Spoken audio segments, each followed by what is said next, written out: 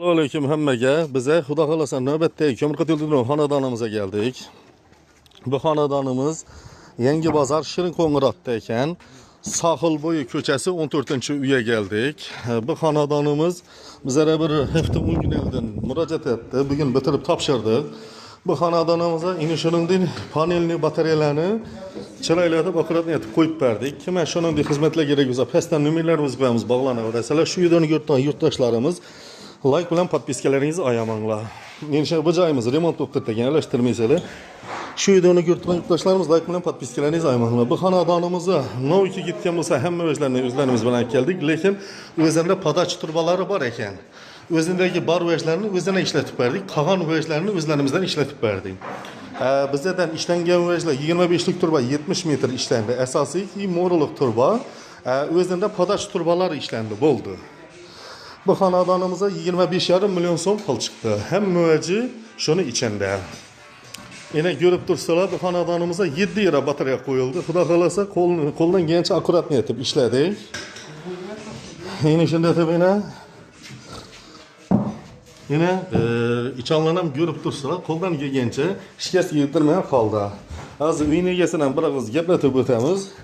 Qizg'an qizmaganini eshitib o'zlaringiz xulosa chiqaraverasizlar, xudo xolasa.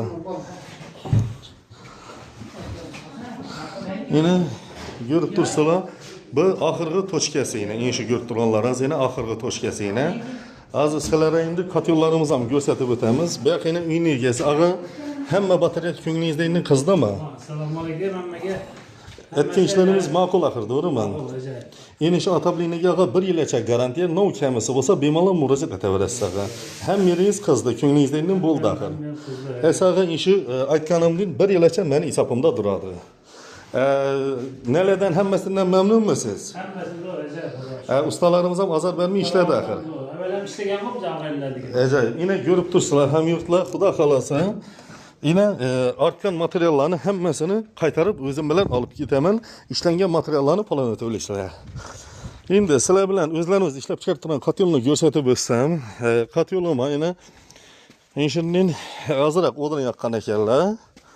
Shu hozir ko'miri yo'q bo'lgani, xudo xolasa hammasi zakonli ishlab, netib turibdi. Hozir bir yerdan suv oqqani uchun kotyolning suvini dökdilar. Kotyolimizni ishlash jarayoni, funksiyalari hammasi zo'r.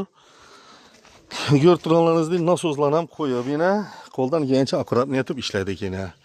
Shuni bilan bu uydagi ishlarimiz ham o'z yakunini yetdi. Asosiy like bilan podpiskalaringizni ayamasangizlar, biz qo'ldan kelgancha xalq uchun xizmatdamiz. Sog' bo'linglar, salomat bo'linglar.